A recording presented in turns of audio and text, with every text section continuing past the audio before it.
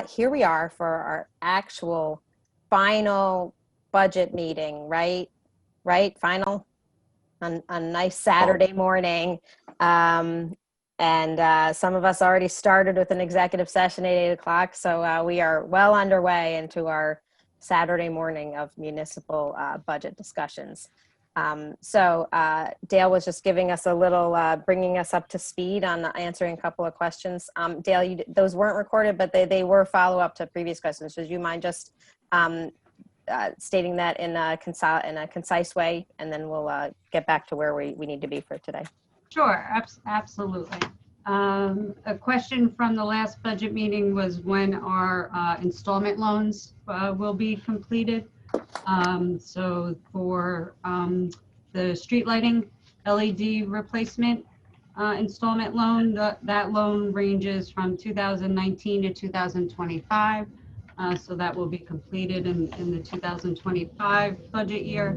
And the NYPA installment loan that we had for boiler replacement and pump replacement through New York Power Authority runs from 2014 to 2024.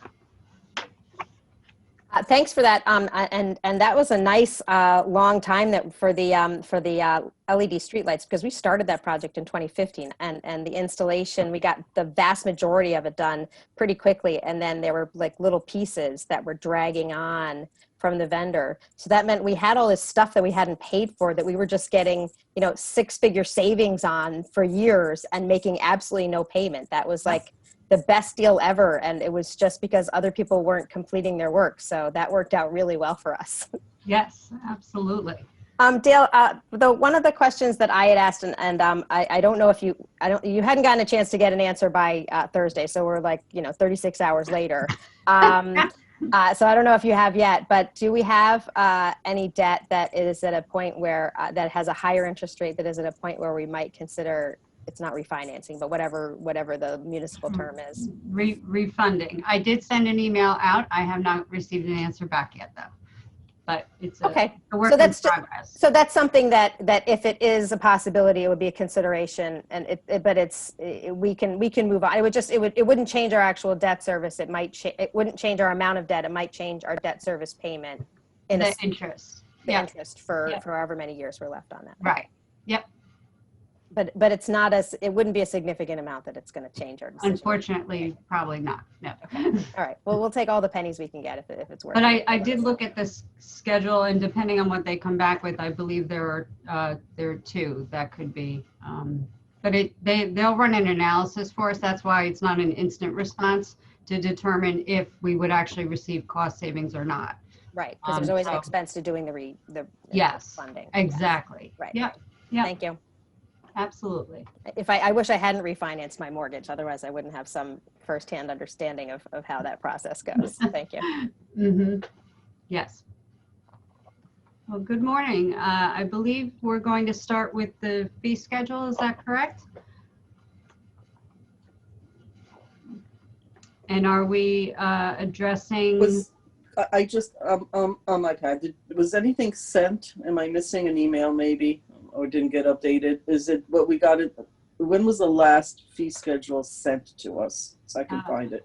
The fee schedule is in the tentative budget.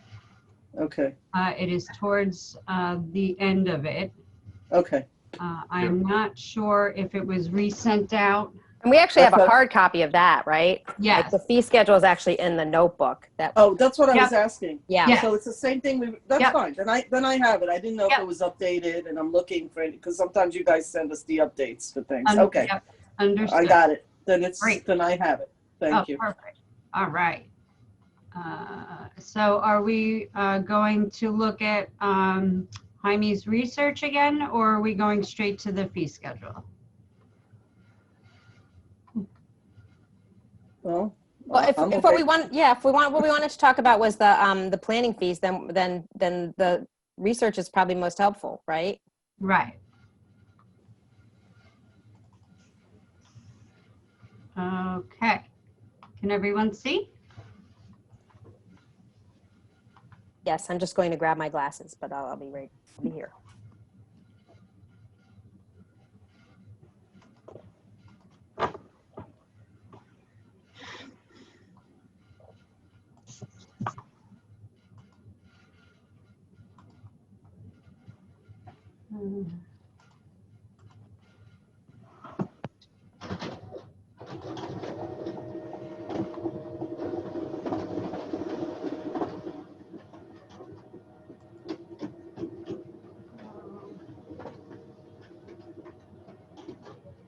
Darn it.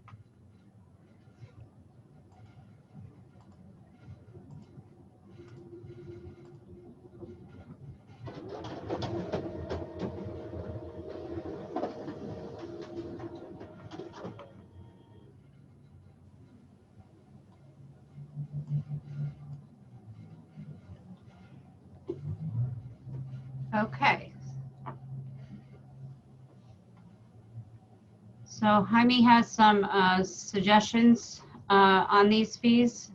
So I guess it's dependent on where the board would like to go, if we want to hold off. As noted before in these meetings, the fee schedule can be changed at any given point during the year as well. So we can keep that in mind also. So do we want to talk about the area variance fees?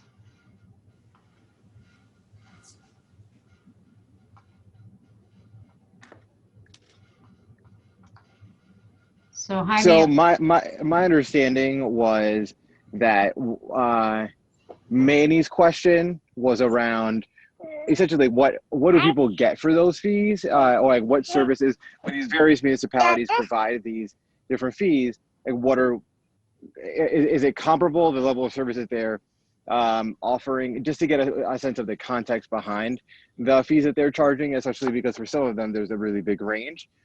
That remains an unresolved question. It's also a huge tax, so it's not the kind of thing that I think could be answered necessarily in a week.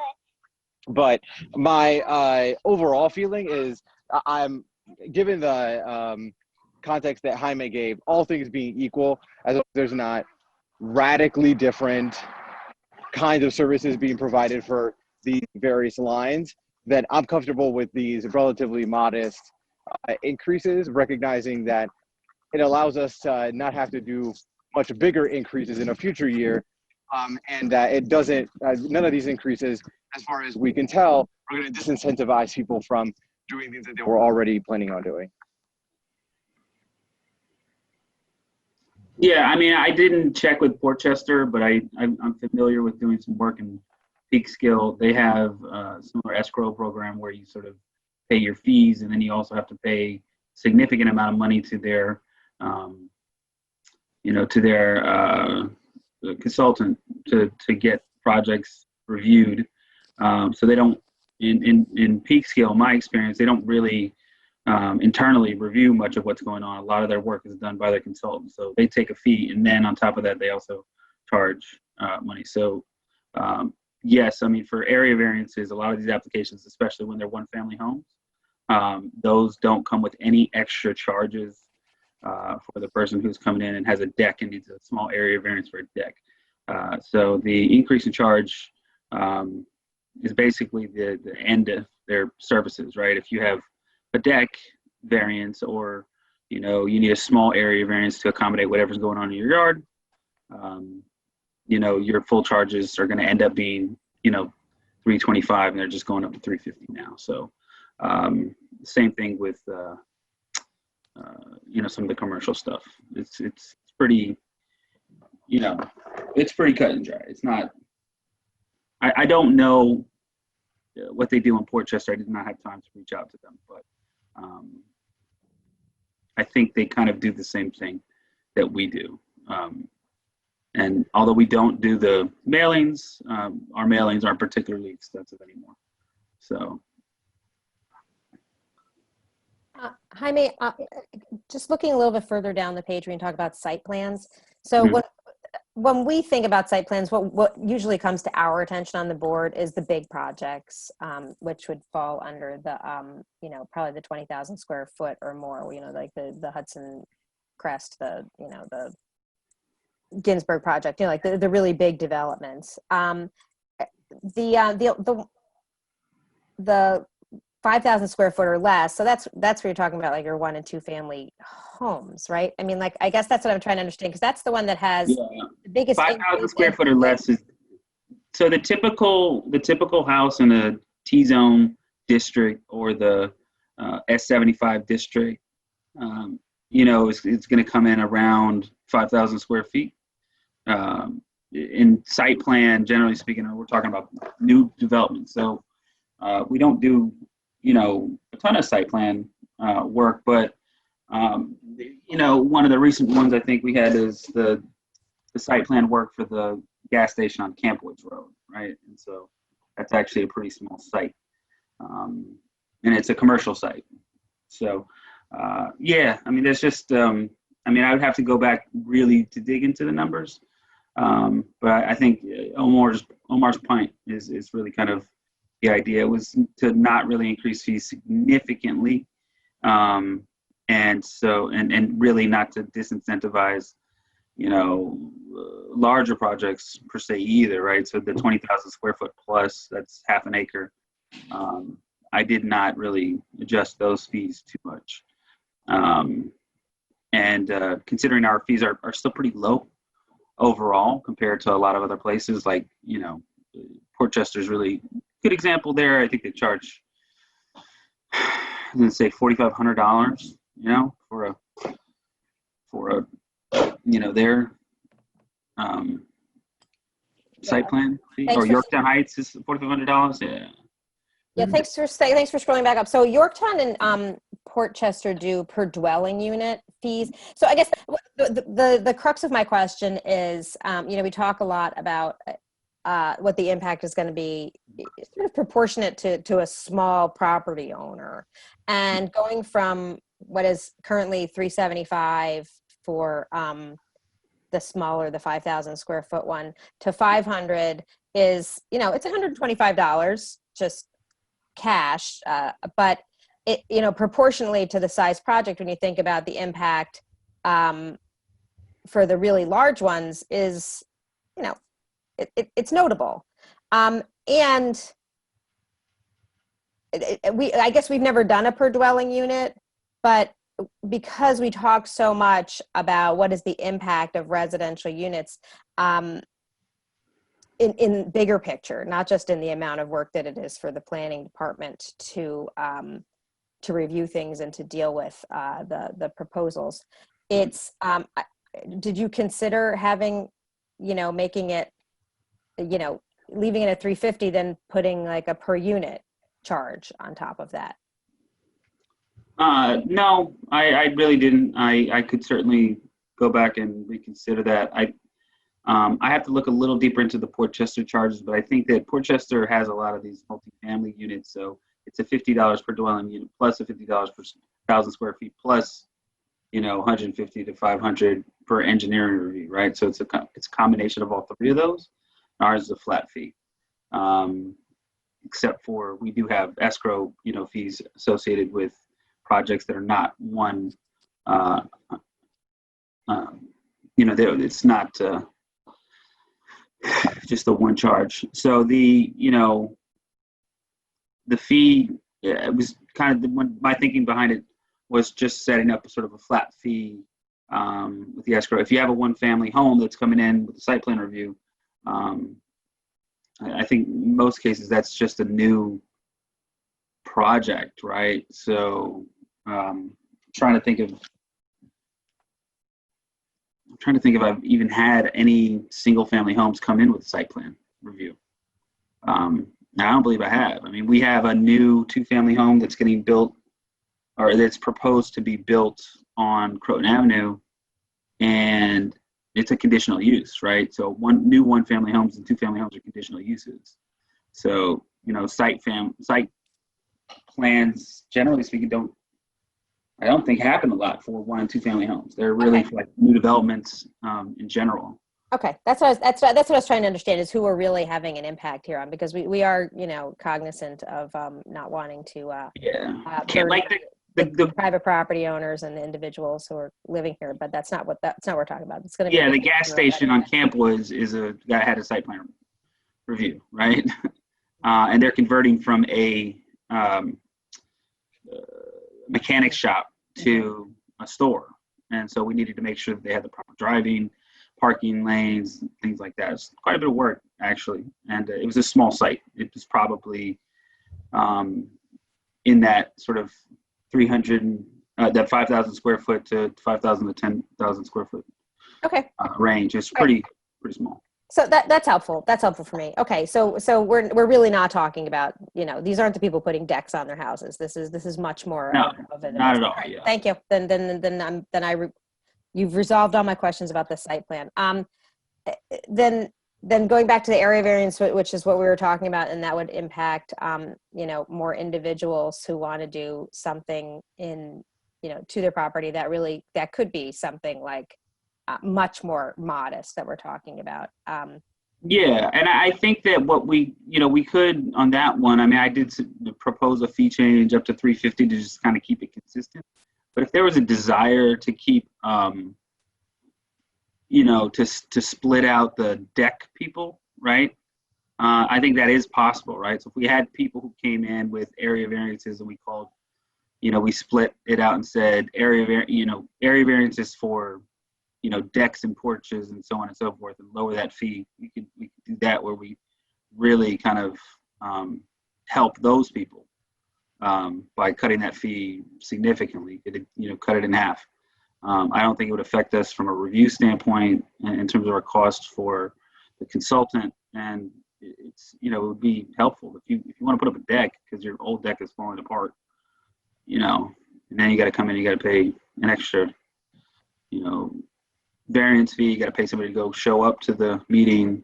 It can get a little frustrating. So I could create a special line for that. We did have this other ZBA line, which we've used for parking variances, and we've used it for sign variances. So I could, lower that fee a little bit more and just administratively consider, variances associated with, decks, a part of that area variance line. Is that when you say the other ZBA? So that other ZBA line that's currently 270, that's proposed to be 300. Yeah. Currently, that's signage and parking, and maybe that the list of what could be in that slightly lower. Yeah, I mean, it would Right. definitely be considered an area variance. Actually, parking variances are considered area variances too, but functionally, we just use that other ZBA for parking variances and for sign variances. There's really only two types of variances: area variances and use variances. But internally, we've used the other ZBA for signs and for parking, and we could use them for decks as well. We could just define that in the text of our worksheet in the office. But that really is a board decision. That would be kind of going above my purview without the board agreeing to that. So Manny, you have a lot more experience sitting, working on projects like this and dealing with municipalities like this. Does that make sense to you? And that's, yes, it does, but a lot of this, I don't want to say frustration because it's not frustration, but I think to me is like understanding of those things. I don't want to go back and repeat myself from the other two times that we sort of went over this until I see an analysis of what this looks like. It could be that we are on the right track. It could be that, what he's proposing is actually less than what, the services that we provide, that we should be raising these fees.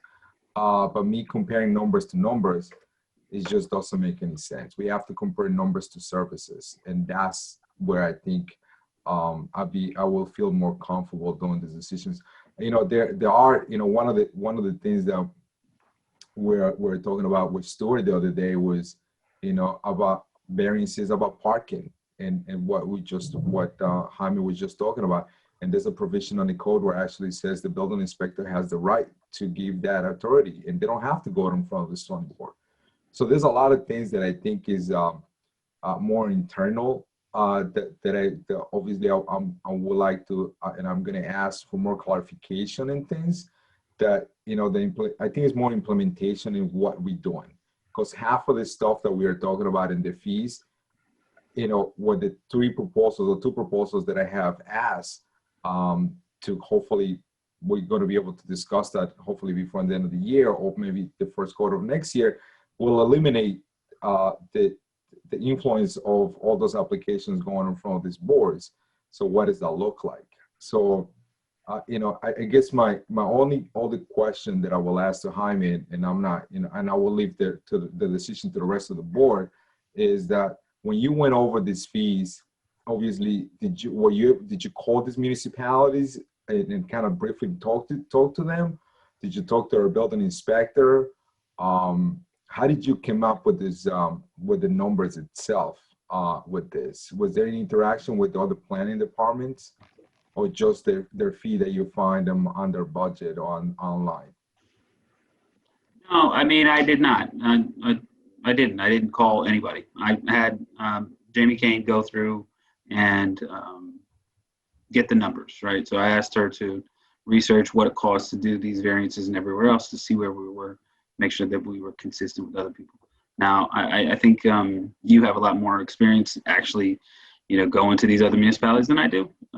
So, you know, in my experience, you know, I have worked in Peekskill. I've done work getting an approval in Peekskill before, and so I'm familiar with that process out there.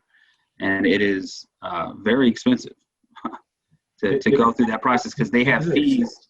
Yeah. They have fees, and those fees don't reflect any services that they provide. Everything is done by their consultant. So you have to pay their fees, and then you have to pay their consultant. I agree. And I think I think we're better than Peekskill. No, again, but then at the same time, we're talking about Peekskill. Is I can go to Peekskill. Yes, I pay maybe an extra $1,000, let's say. But you know what? I get my permit within 3 months, depending on the project. I can go to Peekskill on Monday and I can get a building permit to construct 2 bathrooms without really any floor plans. So, you know, this, again, that goes to the comparison to what are the services that they're providing. Yeah, I mean, really, you know, and again, so to me, I don't feel comfortable right now to support these changes. So I'm going to leave it up to the rest of the board to make that decision. So I'm just going to piggyback off of that. Jaime, you and me have had this, you and I, me, whatever. We've had this discussion about streamlining our process. So, you know, and I agree with Manny with services. I don't have a problem helping out the homeowner with something as simple as a deck, you know, because you're just going to hear it out on the street. You know, they raise the fees and they still haven't streamlined the process. And sometimes there's certain cases where things take longer than others, but there's certain no-brainers that are no-brainers, and the process is not good. It takes too long for permits to be issued, and we're going to raise fees, and we haven't straightened out our process. And being consistent with other people, I don't care about the other people. I don't want to be consistent with anybody. We're Austining, and that's where we stand. But I think the process, again, you and me, we've had a brief discussion, and I'd really like to delve into the process and trying to streamline it, you know, make it simpler for people, you know. Yeah. So one of the things that that I did some months ago, I don't know, 4 or 5 months ago, is we went through all of the variances, site plan approvals, conditional approvals, every single case that went in front of any of the land use boards, not any of them, but really the ZBA and the planning board, to figure out over the past 3 years, how long has it actually taken to get an approval, right? And so it was kind of from the date of submission to the date of the approval granted, which allowed us to internally understand a benchmark. And so we now have an internal process that we use, which requires that when a new application comes in, we have a pre-application meeting. At that meeting, we identify what their issues are, what's going to happen. We get them a referral letter, or try to get them a referral letter as quickly as possible after that meeting. And we tell them at that meeting the expected time of approval from a completed application, so that we're very clear with people up front. What we've been able to do, since then is kind of to chase people down and say, hey, if you get this application to us fully completed, the average time for an area variance is 1 month. The average time for, a conditional use, the median time for a conditional use permit is, 2 months, 3 months. This is what we know. We give them an expectation of the different boards they have to go to and the stuff to follow. And we do that pretty uniformly, with the exception of use variance cases, which, quite honestly, I don't think it's a good idea to give somebody who's coming in with a use variance a timeline to approval, because they're very often leading to a denial and not an approval. But everybody else gets that given to them so that they have some understanding of that process. I have heard of those complaints in the past about, how long it can take to get a process, but with a few notable exceptions, we have had a pretty good track record, at least over the past 6 months or so, of trying to make sure that we're delivering a service in the department where people can come in and know what to expect from a time frame standpoint, have a clear understanding of what the documents are that they're needed to get, and a lot of effort is brought to try to make sure that process is as clean and understandable as possible. Quite honestly, Zoom has helped a lot because every one of those meetings takes place with everyone there, right? So you'll have the building inspector there, you'll have myself there, you have the land use attorney is usually there. We have oftentimes Keller Sessions is there, right? And so they take part in these early meetings, which help us make sure that we can review the applications and vet them, and give people a clear understanding of the time frame it's going to take to get stuff. And it also helps to make sure that the lines of communication are very open. Most of the holdups that I've seen, though not all of them, have been because applicants don't turn in all of their materials in a timely manner. And when I say a timely manner, they just don't even though they're granted every single opportunity, they don't even turn in all the paperwork they're supposed to before the meeting takes place. And so if all the paperwork's not there, they can't get on the agenda. It's usually abundantly clear that's because of something that was sort of beyond their abilities, right? If they needed to get a survey and they couldn't get a surveyor to the property to get that work done, or they needed engineering report done. Yeah, there's always onus on the person applying for the permit. I get that, because even when I was on the zoning board, it was didn't come in front of us as the T's were crossed and I's were dotted. It was, it was plain and simple. We weren't going to waste our time. So yeah, there's definitely onus on the developers and or the homeowner. But we do spend a lot of time trying to make sure that even if their paperwork's not in, that we're calling them and letting them, hey, you got to do this. So from a review standpoint, we have 2 submission deadlines. We have a new application deadline, and we have a revision deadline. And so after the new application deadline hits, we have an internal meeting where we look at all of the applications to make sure that everybody has all the paperwork that they need. If they don't, at that point, all of the applicants are informed that they need to get these specific items in. So an email is sent to them to let them know. They're informed of what the revision deadline is, and then the revision deadline basically tells them about all of the or the revision deadline comes in, and we make sure to review again to see if they have all the information. If there's a little piece of information that's left that needs to be clarified, a question or whatever, then then we'll get that clarity before the meeting. But that's how we've improved the process.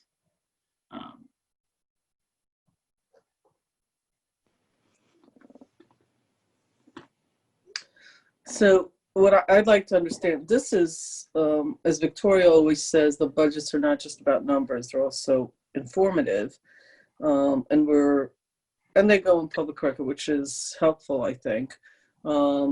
And I'm hearing everything that's being said, but Manny, as far as voting for this, are you, regardless of what information is being distributed now, are you going to vote not to approve this piece because we vote for the whole budget. So I'm trying to think of a path forward in this conversation. What I think you're saying is, I think the process needs to be improved, and I need to have a better understanding. And therefore, just looking at these line items is not really useful to me. That's what I'm hearing. So you're not going to support this, I think, today, on one hand, and I hear what Bob is saying. I'm looking for a path forward. So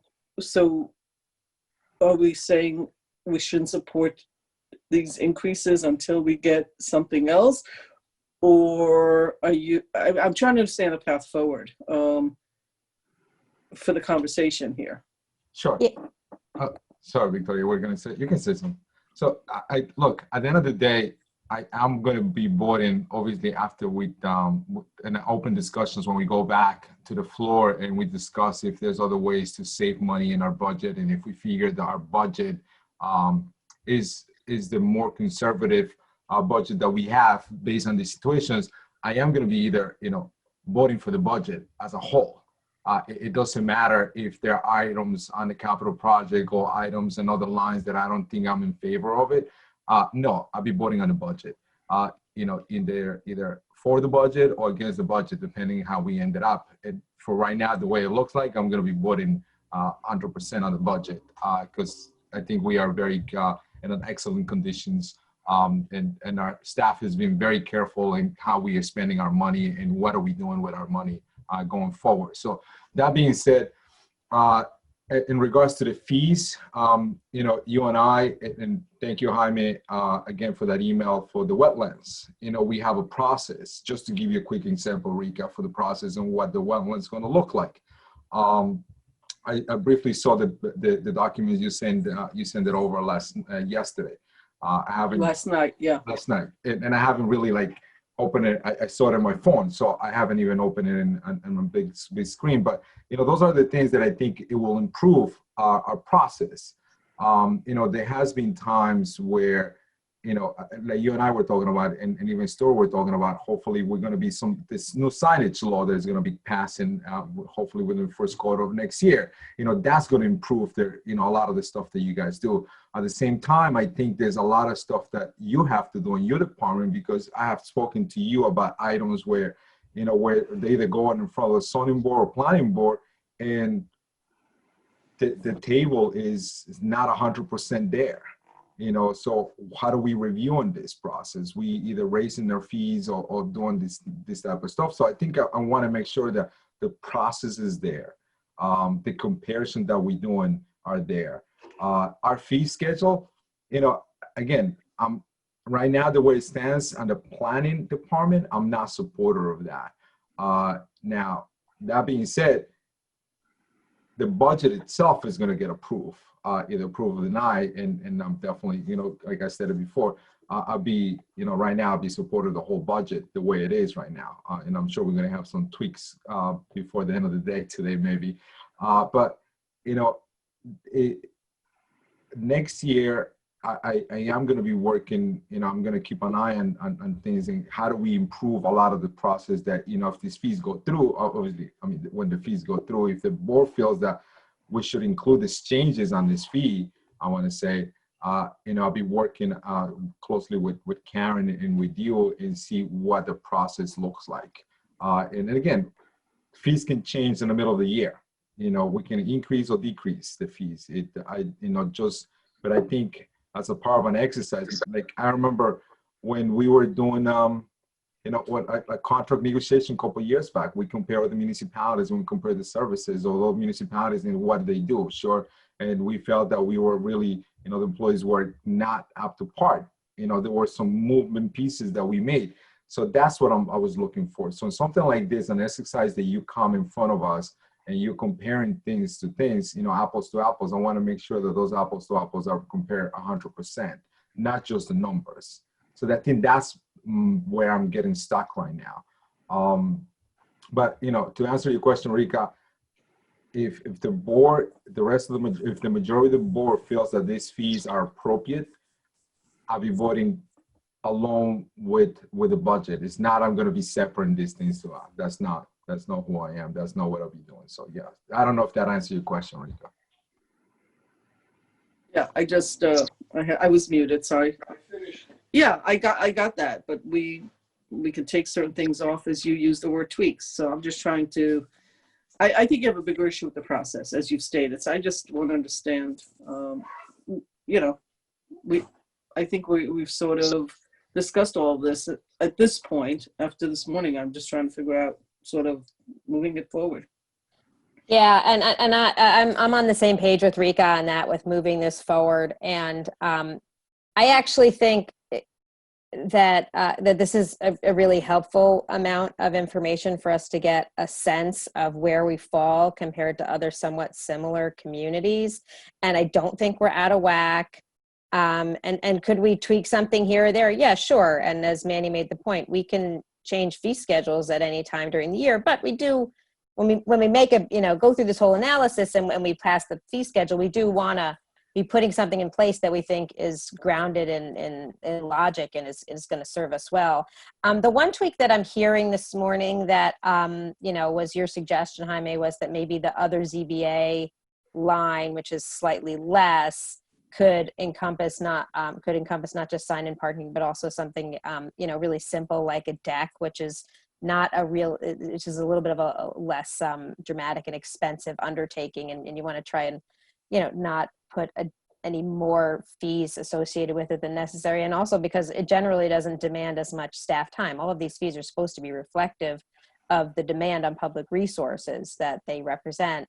I think the bigger picture questions that Manny's talking about go in the category of, what are other communities providing, and are we meeting the same standard or the same expectation for municipal services when it comes to efficiency and responsiveness to applicants, whether that's streamlining or providing, more hand-holding or whatever it's going to be that's going to help make this process better for the applicants and make, and for our staff and make,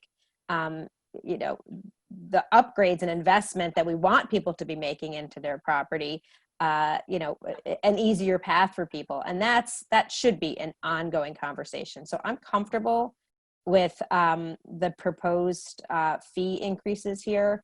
If what Jaime needs is from our level of input is to include decks in other ZBA, I think that's a modification that I'm comfortable with. And I feel like the sense of what I was hearing is that other people think that that's, it's really consistent with our goal of wanting to not overly burden the small individual homeowner who's just, upgrading and fixing up their home any more than necessary.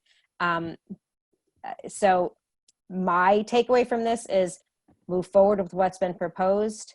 Whatever language needs to be updated in the other ZBA to specify what gets included in that slightly lower fee, I would make that tweak.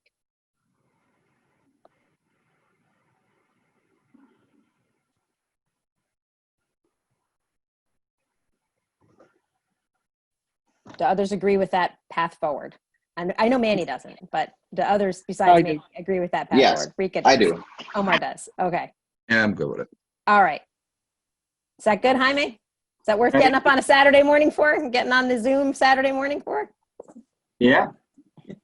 I'm about to go get my cup of coffee and really get my day started. I feel kind of bad. I'm not as good as Omar. He's out already walking around and stuff.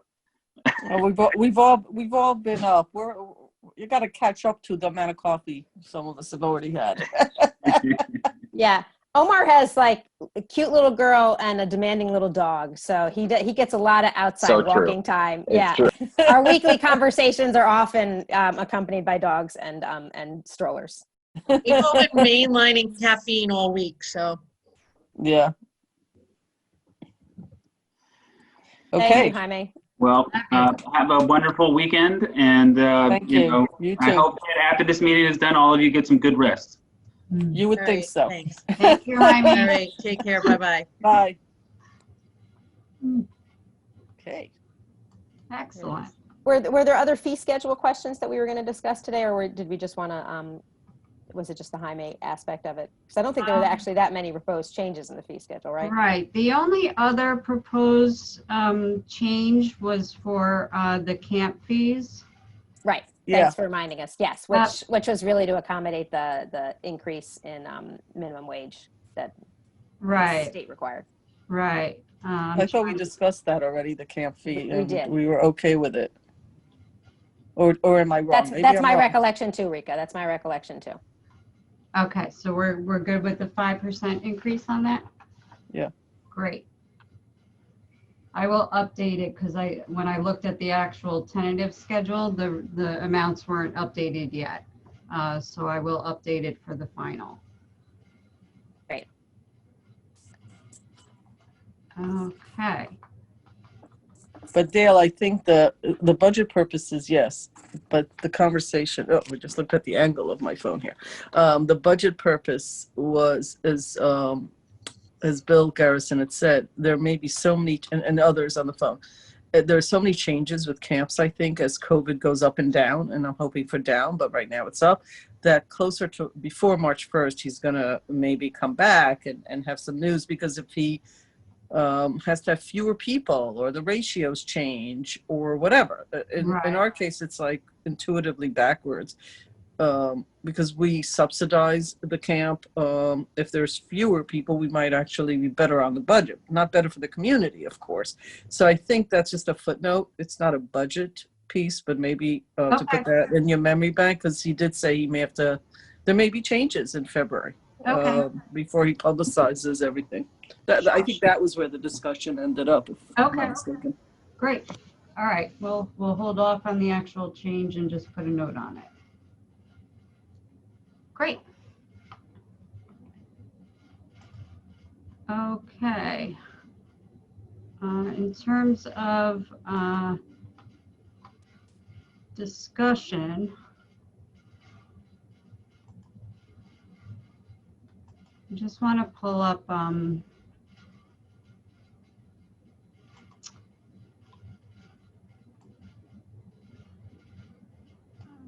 the capital budget for a moment. Because on some of these, I would like to suggest using fund balance for instead of borrowing. It's not letting me pull it up over here. It's still stuck on the planning research. Hang on.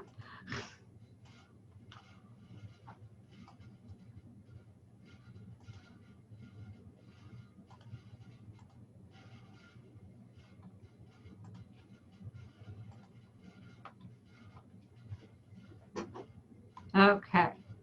Can everybody see that? Thumbs up?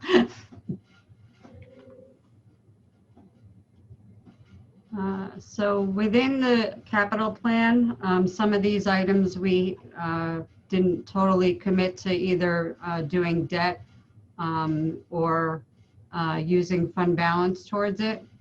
And part of these are the discussion of where we're going in terms of the budget proper, because these items down here are funded by operating funds right now, which is part of our plan suggestion to have these items funded from fund balance to reduce our tax warrant amount that we will be going out to the public with for the adopted budget. But additionally, since police cars have a 3-year life, it would make sense to also use fund balance for the 3 requested police cars, as well as the chief's vehicle, the $57,500. The bailout bags we will be purchasing in 2020, so that is covered already.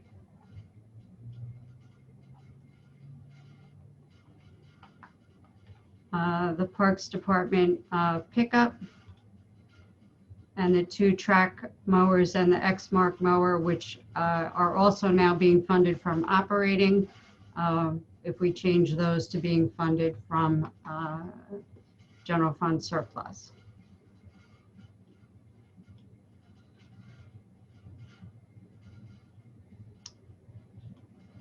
And I believe that was it for just making some clarity on those items. So if everybody authorizes that, I can update the capital plan for those changes. Just, So, go ahead. well, what's the total number on that altogether with everything? I'm gonna pull up, hang on, one more schedule over here. Let me stop this. Give me 1 second because I'm gonna have to add this number to that number.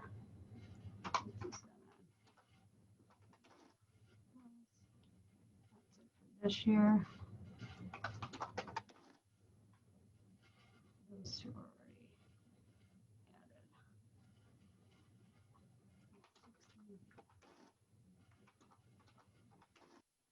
added. Okay, hang on.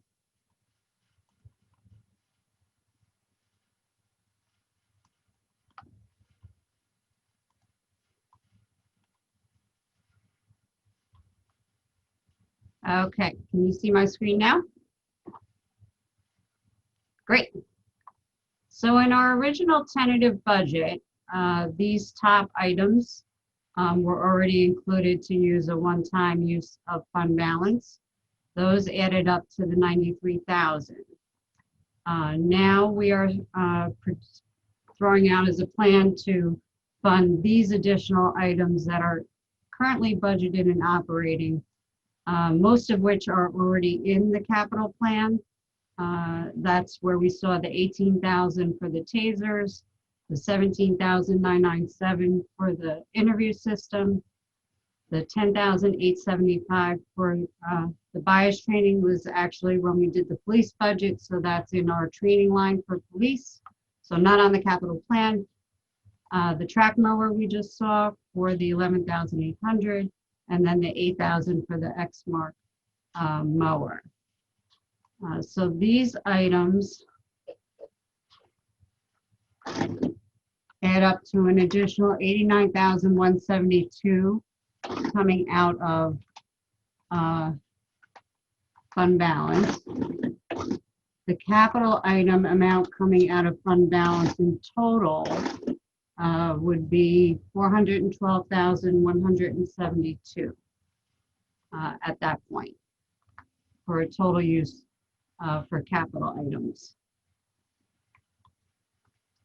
So now additionally, when we were going through the budget, we saw that we could reduce our Kellogg Sessions contractual amount. So that's a reduction of 24,000 to the actual operating expenses in the budget. And then we'll also be able to garner an additional savings from switching our insurance provider. So that's an additional 20,000 that will come off of our appropriated expenditures. Gail, I just want to make one point about Kellogg Sessions. So we are going to be doing an RFP for engineering services early in 2021. That's the fee that we have with them through March. Now, I think that that's the appropriate fee range, but I just want to clarify that we are going to be doing an RFP, so there may be a change in that fee depending on how that process goes. Correct. Okay, And I just want to caveat that. Great. Thank Yeah, you. but I thought you found some savings, right? That I think the Yeah, conversation. no, was we that- definitely found some savings. So I think that fee will be the ballpark fee as we go forward, and we wouldn't Okay. be looking to increase it. But I just, we are going to be doing, so maybe it'll work in our favor. We'll see. So now I would like to flip over to where we were in terms of the tentative budget and a proposed plan for the adopted budget. So on the other page, We saw the additional one-time items that we wanted to include to be taken from fund balance. Up here, we're taking out the additional 44,000 from our appropriated expenditures. An interesting thing though, you know, we talk about COVID, but in terms of this budget, COVID really impacted our revenues because we wanted to make sure we were conservative. So essentially, we lowered like our station parking revenues, our parking meter revenues, our justice court revenues, in order to make sure we were covered going into 2021, not knowing you know where we're headed. We're hopefully headed to a better place, but we just wanted to make sure we were covered.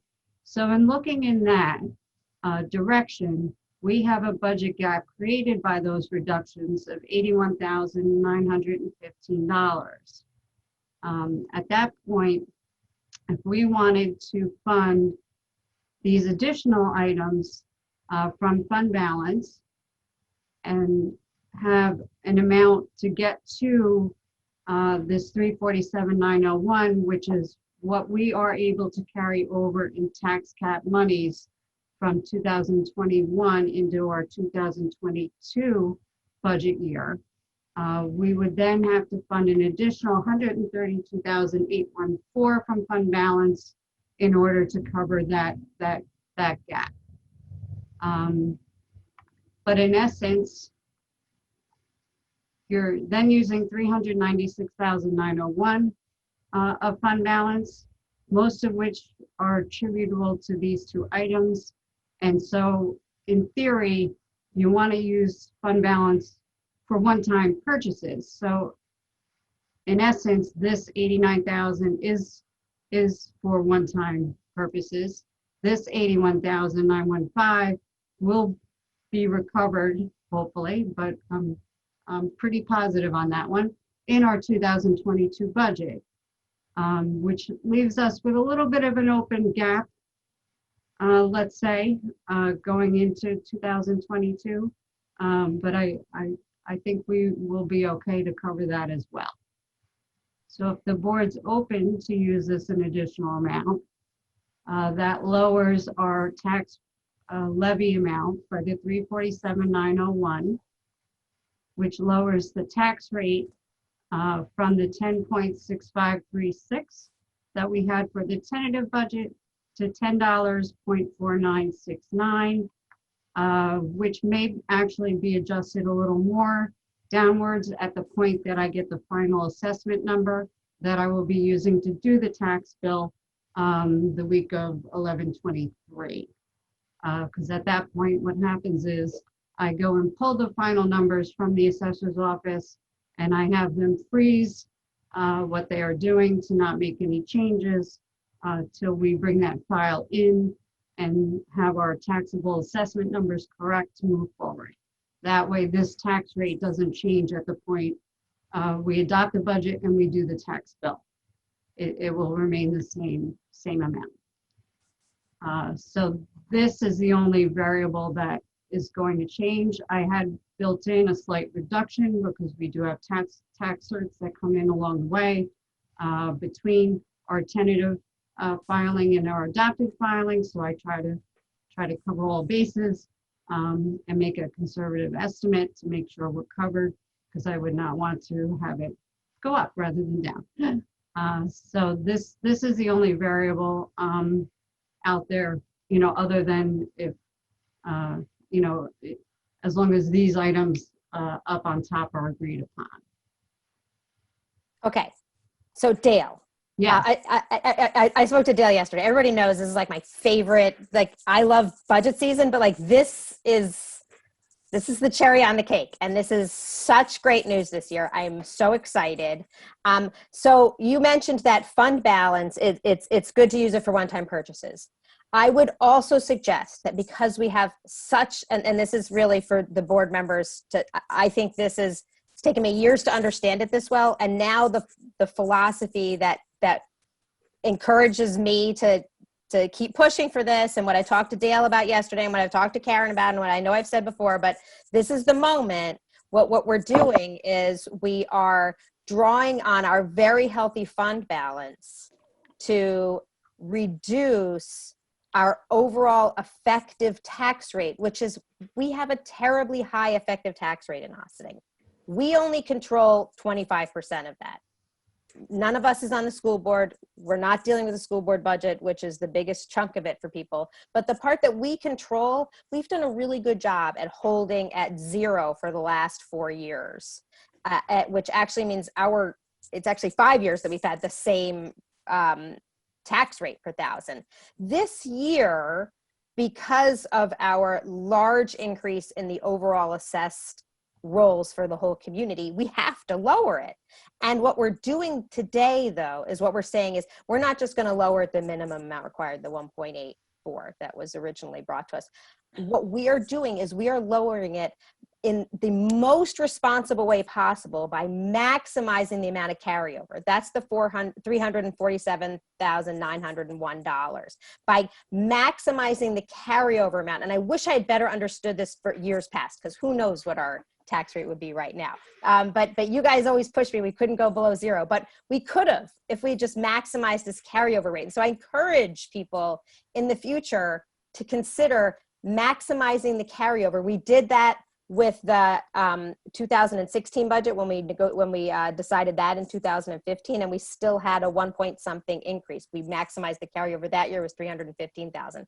This year, and what that means is it gives you the maximum cushion next year to be able to raise the levy if you need to, if things go crazy with the economy, because you never know what's going to happen. And if that 2020 has made anything clear, you never know what's going to happen. We had the biggest economic and healthcare crisis of our lifetimes, and yet because of the real estate market and the lag time and as crazy it is as it is, we ended up being able to lower the tax rate. And we can do that for a couple of reasons, partly because of what's happening with the assessment rules, but partly because we have $14 million in our fund balance.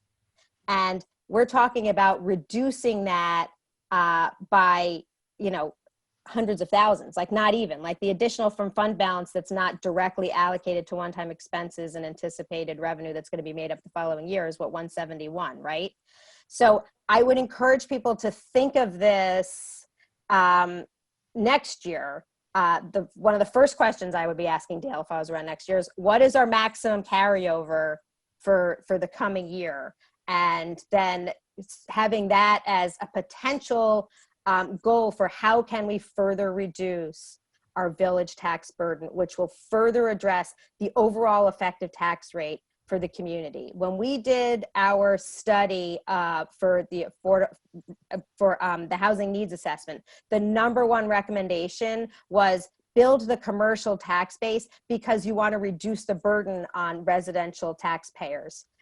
And there are multiple ways to do that. Yes, it'd be great to increase commercial development, and we'll try and do that. But this is one way that we can directly impact the effective tax rate for Austining taxpayers. So, and to do it by maximizing the carryover is such a responsible way to do it in really a modest way. I'm not suggesting you just take all the fund balance and just willy-nilly reduce the tax rate, but I think this is a very, very responsible way to do it. So I'm so excited that we're here. The tax rate with this reduction right now would be below, we're right now we're at 10.8 something, right? And this would take it down to 10.4969. So that's a significant drop in the cost per thousand. And what that means for the taxpayer, most of whom have seen their overall assessed value of their home go up. So even though we're lowering the tax rate, the town is lowering the tax rate. The county, I've been given mixed information. I think the last thing I heard, they might be lowering their tax rate. The school's probably not lowering their tax rate. I'd be surprised, but we'll see. I don't know what will come back from the schools. And that's at a different time of year, their cycle.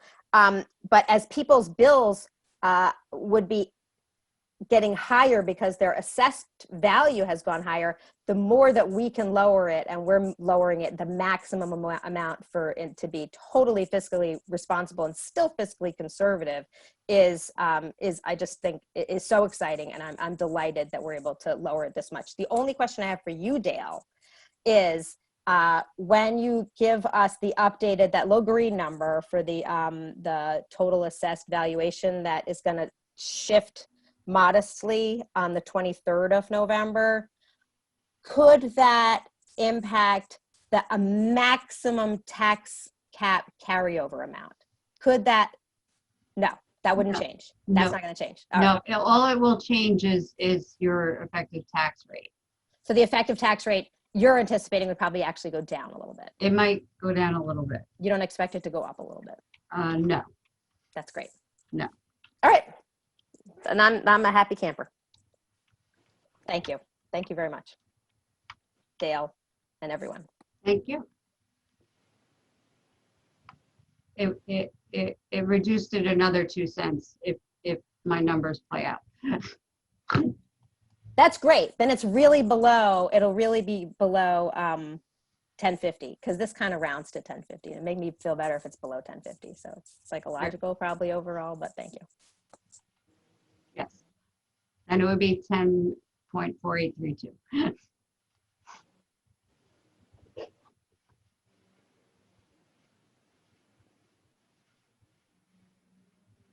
Any other questions? Nope. I do. I'm not sure if anybody else has it. So Dale, thank you so much for this, and thank you, Victoria, for giving a description of what that looks like and what will that look like going forward. So a lot of Dale, I guess it's a general question. We also have done purchases, like you said, one time from general fund, but this general fund is we actually talking about being part of the budget for 2021, correct? Correct. So right now, and I know you don't have all the numbers and everything to close the 2020 budget, but if there's a possibility for us, instead of using the fund balance for 2021, can we make these purchases on the 2020 budget instead? For the equipment end of it? Correct. We could fund them in 2020 from fund balance and make them purchases for 2020. Yes. So that will take, and that pretty much will save the fund balance that we are potentially be using for those projects in 2021, and that will eliminate that, sure? It will take them out of, because these are currently in your operating lines for 2021, yes. Yep. So it would take these out of the operating lines, it would reduce your appropriations here, and it would reduce the fund balance amount here. Will that be the 132, I believe, thousand? It would be 182, okay.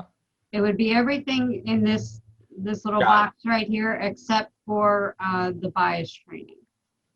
Is there any other items that we could buy now in regards to equipment that is part of this budget, including capital projects?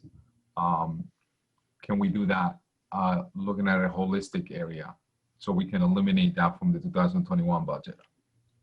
We could shift them over. If you'd like, I'll pull up the capital plan again. I think the question is, why wouldn't you do that? You certainly could do that. Absolutely. Is that something that the rest of the board will be comfortable in doing with some of the projects and some of the items that we potentially may eliminate from 2021 budget? I guess my question is, we're talking about the capital that the screen she showed us before with the vehicles. You're talking about the vehicles and that stuff. Is you're talking about bringing that back into 20 and not some of them, not all of it. Some of them. I mean, some of the projects. Just I think the police chief car, right? That was on the list. That kind of thing. It's 150. Right. Yeah, it's 150, I believe. For the police, a couple of them for the fire department. Yeah, you have 200. Fire trucks. Look, about two. No. You had about 212,000, 212,000, I believe, Dale, between the police cars and the chief's car. Correct? Between all of those items, including the ones we just reviewed on the other page, I believe it was 412. I'm not looking. Yeah, I'm not looking to do that much. Obviously, unless you think it would be appropriate, since that we do have lower rates on this year, and we don't know what the rates will be next year. I don't think we'll go lower than what we have. Maybe they will. But is that something that we could look into? And maybe do you guys? I'm asking the board. Is that something that you guys will feel comfortable doing it, or do you think they'll? What is your opinion on this? In terms of having them be for 2020 versus 2021? Correct. To me, it's honestly the same thing. In terms of the capital project, it kind of keeps it more level, you know, because right here, what would happen if this now becomes a 2020? We already had an amount for 2020, so it's going to increase this by the same 156. You know, so it's more for viewing purposes, to be honest with you, rather than the money shifting, because the money is the money. So whether you allocate it in 2020 versus 2021, you know, it really doesn't make any change in that regard. The change is going to happen here, where these then shift over to here instead, because now it's become a 2020. So the police cars, in other words, then we'd be over 300,000 in 2020. Right.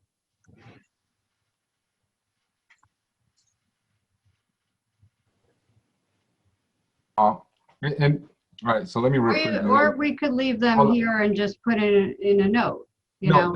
Which is fine. So let me rephrase this a little bit better than, I guess, items that we could buy from the general fund of the additional funds that we have in 2020 as a one-time. You know, obviously we have you know, like what we have on the park, sure, we have benches, $15,000, picnic tables, $6,800, garbage cans, $2,400. Those are from general fund, but those are general fund from 2021 budget, correct? Right. So can we buy those as a right and under 2020 budget? So they're not part of our budget in 21. I'm not looking to buy you know, the meters, like the funded meters, $75,000 out of the general fund now. Right. You know, I'm just looking items that we can buy now versus next year. In regards to when I say capital projects maybe like, you know, maybe buy one of the trucks, you know, which is $40,000, which we have done it before. You know, we have done purchases of a truck or a car under the previous budget, so it doesn't go into the general budget for 2000, you know, for the following budget in a way. So I'm trying to find ways that we can eliminate items either through general purchases on this year versus capital projects next year. I'm trying to figure out programs where we can fund things this year and not next year. Obviously, operator expenses, we can't do anything about that. But if we can eliminate the items that you haven't highlighted before, under the 2020, the ones on your Excel sheet. If we can buy those now, I will feel more comfortable than, you know, than the budget that you had presented as well, obviously. So, you know what? I think actually, Manny and Dale, I kind of want to check my own understanding. Because we're drawing directly on fund balance to maximize the amount of carryover, unless the additional amount that Manny's suggesting, which is things we've done in the past, which I totally support, so that if we essentially from a bookkeeping perspective, if we buy anything that we're ready to buy right now, that would be an appropriate expense for a one-time purchase, that would be an appropriate use for well, it doesn't even have to be a one-time purchase. We can use the fund balance in whatever way we think is responsible. If we do that out of the 2020, then these other things then those things don't go on the list of what is part of the levy that we're raising taxes for this year. I think in this case, unless that dollar amount is more than we're proposing to just draw down on the overall fund balance, then it's not going to actually change it. Because right now, unless people want to take the tax rate lower than, which I'm not even recommending. If you want to, you could talk me into it in a minute. Like I'll keep lowering the tax rate and drawing down on the fund balance, but trying to do it in the most conservative, fiscally responsible way possible by maximizing the carryover of the 347,901 amount. There's and now I'm not looking at the number, but there's that dollar amount of like 171,000 or whatever that is strictly there it is. 171,087, which is just the fund balance allocation that's not earmarked for any particular expenses. So if we were to purchase more things like what you're suggesting, Manny, additional one-time items in 2020, then that total fund balance allocation we would just be increasing the 171.87 by whatever the amount is that we would be spending in 2020. So it really becomes just a bookkeeping difference that I'm fine with, because it is a good policy whenever possible, because there are years, like every other year, a normal year, you would then you would be reducing the levy and you would be reducing the tax rate potentially. But in this case, I don't think it'll actually affect the tax rate that we're proposing to go forward. What it would affect is bookkeeping and the amount that we're attributing to just being fund balance to maximize the carryover. Is my understanding correct, Dale? The only items that are affecting the actual tax rate and this calculation here on that capital plan are these items in pink. The rest of the items are going to either be they will be in the capital fund and will then be funded from general fund eventually using fund balance, or we do a borrow depending on which way we go. But they are currently not included in these appropriations. The only items that are included in these appropriations and affecting the tax rate proper right now are these items in pink. So is Manny suggesting that there's other things that we would? Okay. Then maybe there's something because we were talking about not wanting to take on additional debt. And we are talking about one of the ways that we can possibly reduce our debt service is doing the refund of the things that are callable. That we talked about earlier. But the things Manny was suggesting right now, like you also talked about the police vehicles, the 156,000 for 3 police vehicles, which I know also takes time to be able to order them. So yes, if we attributed it to 2020, like I think they ordered some almost a year ago that still haven't come in. So like, that might be a hard one to bookkeeping wise be 2020, but from a process but it might make sense. And you had suggested maybe we don't ban for it. Maybe we use general surplus. Right? Yes. Especially for these that are really a short term. Anyway, I think in the past we might have banned for a lot of those things, but this year, because we're comfortable drawing down on the general fund surplus, it doesn't really make sense. It's not, it's a very different category than like the long term useful life things that we are ultimately going to bond for. So. Right. Yes, you want to do those for the bigger items like these. Yes. That we're going to get 20 years of use out of. Yes, exactly. 25. There we go, Bob. I love it. We've changed the narrative already. Excellent. Can I put that in here? Please do every year. So Del, I guess because it's not going to make that much of an impact, taking those numbers that you had highlighted in pink before and making Power 2020, does it make sense? And looking at the different picture, does it make sense for us taking that away from 21 and put them onto 20? Well, at this point, it really is just, hang on, I'm trying to pull up that schedule again. It's essentially a bookkeeping thing, item at that point. It's not real Right.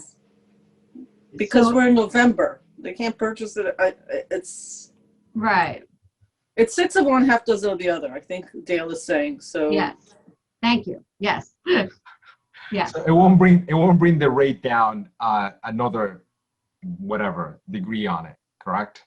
It wouldn't be that much of effect. well, it's actually already calculated in here. I've already adjusted for it in this number. Got it. And it is this total amount, you know, of these items, which I think came up to 66,672. Yeah. You know, so it's really, if you're taking it away from here, then you're taking it away from here. So it's really just a presentation thing versus, you know, more than anything else.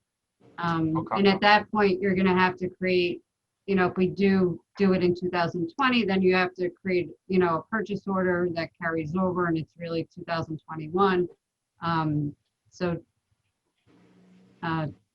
I mean, to me, you know, since it really doesn't have a net effect in terms of this, to just keep this as it is and keep them in for, you know, the 2021 and recognize it, the offset in this number.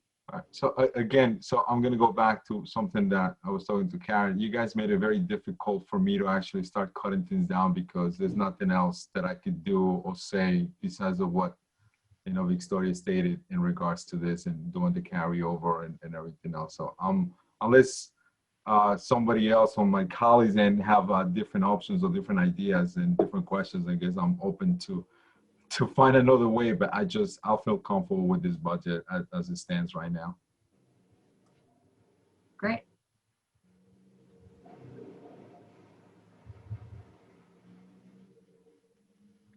I just want to say what Manny's talking about is something that we've done in years past, and it has made a difference in the tax rate because this is a really unusual year.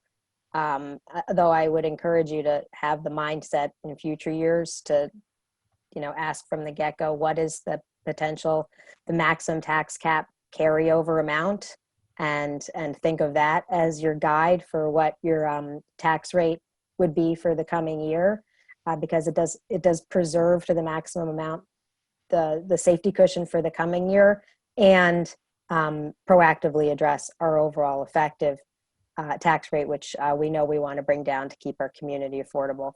But in most years, you don't have this additional fund balance that you're drawing down. This is the first time we've ever drawn down on the fund balance just strictly to maximize the carryover. I think it's a really great approach. I wish I'd understood it more in the last 6 years, but you know, you live and learn. And it looks like you guys are actually going to have potentially similar scenarios for the next couple of years if what Fernando is predicting with the real estate market comes to pass. And that's really based on what's been happening in the real estate market already. So he's not even really predicting what's going to happen in the market, just how it's going to affect our overall assessment rolls, and that you can expect those to go up for the next couple of years. So you could be looking at similar scenarios for the next couple of years, you know, even with the unpredictability of the impact of COVID. But but what Manny's advocating for is another really valuable strategy that helped us keep them at zeros for the last few years. So I totally get where he's coming from. And in any ordinary year, I'd be grateful that he mentioned it.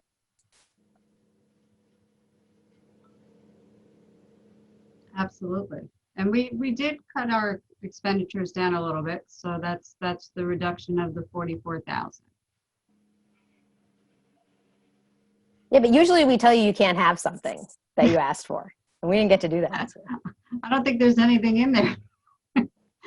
Everybody was very diligent about keeping the line, doing the bare minimum that was necessary. We did shift some proposed capital projects around with how the money might be allocated for 16 Croton Avenue. So I will say there was a shift in like what we talked about, but those are capital projects that would be borrowed for anyway. And I think the 16 Croton Avenue upgrades might not be a $200,000 generator, but it's probably that same dollar amount that you're saving there is going to end up for shifting around, because it's a lot of internal construction work and moving little walls and moving offices around. I think that's going to end up being a project of similar size to what was proposed, just shifting the numbers. So it didn't impact the overall amount, but that was something we did. Right. We did really make some Aside- significant changes to. Aside from the fire and police, where did we come out on the cars? I will bring the, I mean, I know we want to put in, take off the dust if there is any on a policy that Victoria and I actually thought was already passed, which apparently wasn't. So we need to revisit that. And I spoke to Bob about that as well. So we need a policy in place, but where are we for now for this vote? on the capital schedule, we have the 3 police cars. Yeah, We have the fire chief's vehicle. right. We have a Parks Department pickup truck. We do have the 40,000 for the rec superintendent's SUV, which while it could stay on the capital plan, it was said that there would be more discussion before that purchase was actually approved. Okay. That was the decision we made specific to take-home vehicles. So I think that the best thing that we need, the policy and purchasing do go hand in hand, because there's there's a couple of different ways this could Yeah. be approached. So while there are placeholders in the budget, my recommendation would be to make sure that we're working on that simultaneously, because if we're revising or updating the policy, it may impact even the way we purchase those vehicles or the way we approach that need. So on the take-home vehicles, I think across the board we have just a hold till we determine the policy. I don't think like a couple months either way, and nobody's driving a vehicle that's undrivable. So. Okay. That's fair. Well, I think it'll be more than a couple of months, but okay. yeah, I agree with the concept. I disagree with some people using the vehicles right now to take home. So, but I'm gonna leave it as that. Okay, but you can't just stop things. You have to sort of replace A with B with a policy. No, we can establish those, because those are policies that we can make. Those are, we're talking about two different things, a vehicle policy and someone taking a vehicle home right now that is not part of their contract or their agreement, that is nothing really there, is obviously the purview of the village manager. But again, that's not a budget discussion, and that's, okay. I had conversations with our manager in regards to that, and that's where I stand. Okay, that's fair enough. So what's sort of next on the agenda, Victoria and Karen? Where are we now? I think we all go to have breakfast now. Oh, that's what I thought, but I thought maybe I was missing something. No, I'm hungry. All I've had is Okay. a cup of tea. So. So are we done? I think congratulations. You have reviewed a budget, and it is an extra bonus that we are able to lower the tax rate and then thus lower it further. And congratulations for the time and effort that the staff put into this, of course, but also the diligence of the board. It has been a fruitful experience, and we so appreciate everybody's involvement in making sure that we're as efficient as possible. Well, I personally do want to thank, because Victoria gets so excited about all the details, she gets the rest of the board excited, because I don't think this is the case across a lot of boards across the county. And I think it's amazingly educational for me and I'm sure others. And Karen, I guess this is your second budget, but the first one that you did was sort of, I guess, a whirlwind for you. This one is really your budget because the last one that you did was sort of, you came in midpoint. So congratulations to you and the staff. Appreciate the help. And, and for Victoria for getting us all to go through all the detail, because before she became a mayor, this sort of going through the budget in detail line by line was something that was not actually done to such great extent. And I think it's not only a learning experience, it actually saves money. And it's a much more responsible way to do budgets. So thanks, Victoria. I know it's your last one for now. So, personally, just as a member who's been for like a little bit more than 5 years, I really appreciate it. And Manny also, who has the institutional knowledge. So it's, to me, it's still very helpful. Even in 5 years, and I do budgets in my day job, but it's quite different to do municipal budgets. So it continues to be a learning experience. So I very much appreciate all the work that goes into it. Thank you. And it's Gail's first budget as treasurer and Liz's first as deputy treasurer. So congratulations, Madam Treasurer. Thank you. Congrats to everybody. Good job. Good. Yeah. Great. Teamwork. Great job all around. I've done enough cheerleading for today. I'm going to put my pom-poms down and make breakfast for my family. And this is a great budget for Ossining, and it came together so beautifully thanks to so much really excellent work. And thank you, Dale, especially because you've been around the whole time that I've been around, and many years before that. You've been an amazing teacher to me, as well as just a servant to our community, and so fiscally responsible. And we have that nice big fund balance that allows us to maximize our carryover. And I think you guys can keep maximizing carryover going forward and still have healthier fund balance than most Westchester communities do. Don't tell anybody. They get really jealous when other mayors and supervisors find out how incredibly fiscally healthy we are.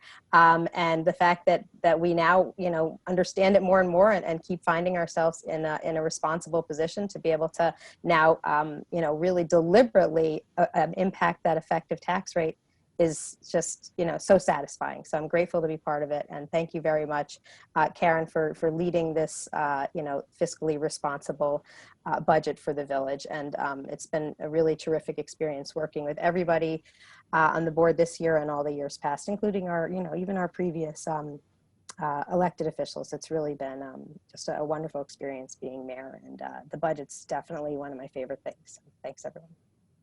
Going out on a high note. Thanks. Good Okay. job, I guess Viola. I Good should job. say good morning, everybody, right? Like, what's the salutation for ending a meeting in the morning? Marty. This meeting is adjourned. Bye. Goodbye. Take care. Have a nice weekend. Bye-bye. Goodbye.